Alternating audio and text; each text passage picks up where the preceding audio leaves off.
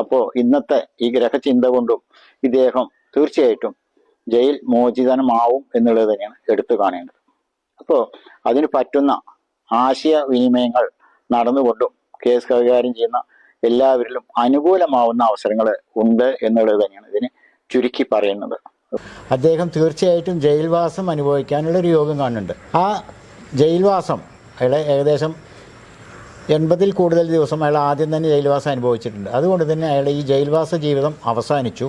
ഇനി വരുന്ന കാലങ്ങൾ അയാൾക്ക് ഈ ജയിൽവാസത്തിന് യോഗമില്ല. അതാണ് ഞാൻ പ്രവചിച്ചത്. അതുപോലെ തന്നെ കേസിൽ ഇപ്പോൾ ഇന്ന് വിധി വന്നിരിക്കുകയാണ്. ഏറെ കേരളം എന്നല്ല രാജ്യം മൊത്തം ശ്രദ്ധിക്കപ്പെട്ട ഒരു കേസായതുകൊണ്ട് തന്നെ ഏറെ ആളുകൾ അത് ശ്രദ്ധാപൂർവം ഇന്ന് കാത്തിരിക്കുകയായിരുന്നു ആ വിധി എന്ന് വെച്ചാൽ. പക്ഷേ വിധിക്ക് മുമ്പ് താങ്കളൊരു പ്രവചനം നടത്തിയിരുന്നു ഈ കേസുമായി ബന്ധപ്പെട്ടിട്ട്. അതിപ്പോൾ ഏതാണ്ട് ശരിയായി വന്നിരിക്കുകയാണ്. എന്താണ് പറയാനുള്ളത്? അതായത് ഞാൻ ഈ ജ്യോതിഷപ്രകാരം അദ്ദേഹത്തിന് അഷ്ടമത്തിൽ കേതു, അതായത് 8-ൽ കേതു എന്നുള്ളൊരു അവസ്ഥ കാണുമ്പോൾ അദ്ദേഹം തീർച്ചയായിട്ടും ജയിൽവാസം അനുഭവിക്കാനുള്ളൊരു യോഗം കാണുന്നുണ്ട്. അതുകൊണ്ട് തന്നെ ഞാൻ അയാളെ വിശദാംശമായിട്ട് രാശിഭാവത്തിൽ കാണുമ്പോൾ ആ ജയിൽവാസം അയാളെ ഏകദേശം 80-ൽ കൂടുതൽ ദിവസം അയാൾ ആദ്യം തന്നെ ജയിൽവാസം അനുഭവിച്ചിട്ടുണ്ട്. അതുകൊണ്ട് തന്നെ അയാളുടെ ഈ ജയിൽവാസ ജീവിതം അവസാനിച്ചു. ഇനി വരുന്ന കാലങ്ങൾ അയാൾക്ക് ഈ ജയിൽവാസത്തിന് യോഗമില്ല.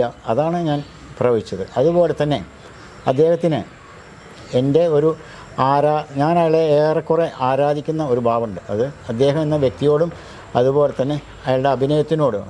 അതുകൊണ്ട് അദ്ദേഹം നല്ല രീതിയിൽ സമാധാനപൂർവ്വം ജീവിക്കട്ടെ എന്ന് പ്രാർത്ഥിച്ചുകൊണ്ട് ഞാനും അതുപോലെ തന്നെ നിങ്ങൾ ഈ കാണുന്ന കണ്ടങ്കാവ് ഭഗവതി ക്ഷേത്രത്തിലും എല്ലാ ചൊവ്വാഴ്ചയും വെള്ളിയാഴ്ചയും അദ്ദേഹത്തിന് വേണ്ടി ഞാൻ പൂജ നടത്താറുണ്ട്. അത് അദ്ദേഹം നല്ല രൂപത്തിൽ സമാധാനത്തോടെ തിരിച്ചു വരട്ടെ എന്നാണ് എൻ്റെ മനസ്സിലുള്ള ആഗ്രഹം.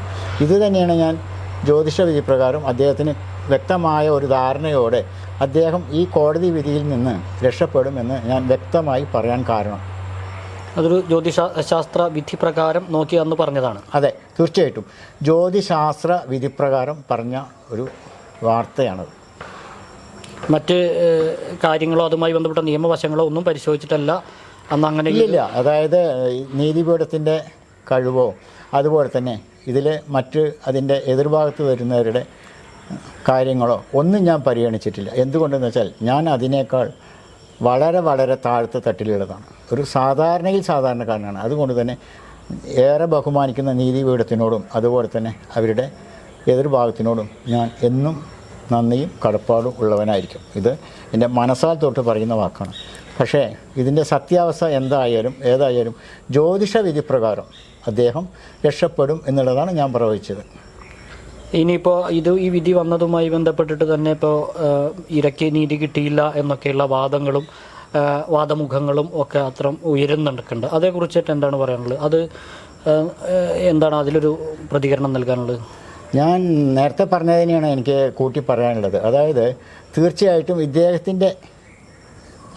ഇദ്ദേഹം ഈ കോടതി വിധിയിൽ നിന്ന് പുറത്തു വരാനുള്ള സാധ്യതകളുണ്ട് എന്നാണ് ഞാൻ കണ്ടെത്തിയത്.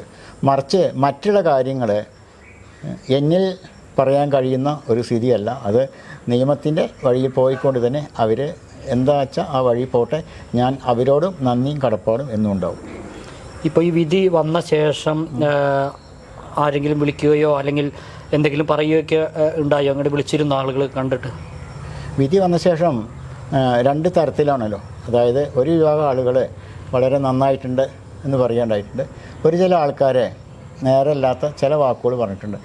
ഈ നേരല്ലാത്ത വാക്കുകൾ പറഞ്ഞവരും അതുപോലെ തന്നെ സന്തോഷം പ്രകടിപ്പിച്ചവരും ഒരേ കാലയളവിൽ നമ്മളെല്ലാം കാണേണ്ടത് ഒന്നാണ്. നമുക്ക് ഈ ജീവിതകാലം മുഴുവൻ ശത്രുതയല്ലാതെ കണ്ട് നല്ല രൂപത്തിൽ കഴിയാനും നമുക്ക് സമാധാനം കിട്ടാനുമാണ് ഞാൻ ആഗ്രഹിക്കുന്നത്. ഇപ്പോൾ ഈ ദിലീപ് കേസിൽ തന്നെ ഇപ്പോൾ വാർത്തകളൊക്കെ കേട്ട് കാണും. കാരണം എന്താണെന്ന് വെച്ചാൽ അവർ മേൽക്കോടതിയൊക്കെ സമീപിക്കും എന്നുള്ള രീതിയിലൊക്കെ വരുന്നുണ്ട്. അതൊക്കെ അങ്ങനെയൊക്കെ കേട്ടു. അതൊക്കെ സംബന്ധിച്ചിട്ട് എന്താണ് ഒരു വിലയിരുത്തൽ? തീർച്ചയായിട്ടും അദ്ദേഹത്തിന് സമയദോഷങ്ങൾ ഇനി വരാനുള്ള സാധ്യതകളുണ്ട് എന്ന് എൻ്റെ മനസ്സിൽ പലപ്പോഴും തോന്നിയിട്ടുണ്ട്. പക്ഷേ അദ്ദേഹം ഇത് കണ്ടോ അല്ലെങ്കിൽ മനസ്സിലാക്കിയോ എൻ്റെ അടുത്ത് വരികയാണെങ്കിൽ ഭഗവതി സാന്നിധ്യത്തിൽ എനിക്ക് എന്താ ചെയ്യാൻ കഴിയാച്ച അത് ഞാൻ തീർച്ചയായിട്ടും ചെയ്തു കൊടുക്കും. അതങ്ങനെ ആര് വരുമ്പോഴും നമ്മൾ ചെയ്തു കൊടുക്കുന്നത് എല്ലാവർക്കും ചെയ്തു കൊടുക്കുന്നതാണ്. ദിലീപ് എന്നുള്ള പരിഗണന വെച്ചിട്ടൊന്നല്ല അല്ല ദിലീപ് എന്നുള്ള പരിഗണനയല്ല.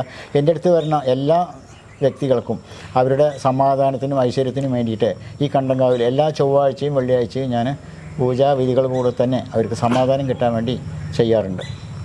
താങ്കളിങ്ങനെ പറഞ്ഞ കാര്യം ദിലീപ് എങ്ങാനും അറിഞ്ഞിരുന്നോ? അത് സംബന്ധിച്ചിട്ട് എന്തെങ്കിലും വിവരമുണ്ടോ? ഇല്ല, ഈ ദിലീപ് സാറിനെ പ്രത്യേകിച്ച് ഞാൻ കണ്ടിട്ടില്ല. സിനിമയിലല്ലാതെ ഞാൻ അദ്ദേഹത്തിനെ കണ്ടിട്ടില്ല. അതുപോലെ തന്നെ അദ്ദേഹത്തിന് എന്നെ അറിയാൻ വഴിയില്ല. അതുകൊണ്ട് തന്നെ തീർച്ചയായിട്ടും അദ്ദേഹം നന്നായിരിക്കട്ടെ എന്നാണ് എപ്പോഴും മനസ്സിലുള്ള പ്രാർത്ഥന.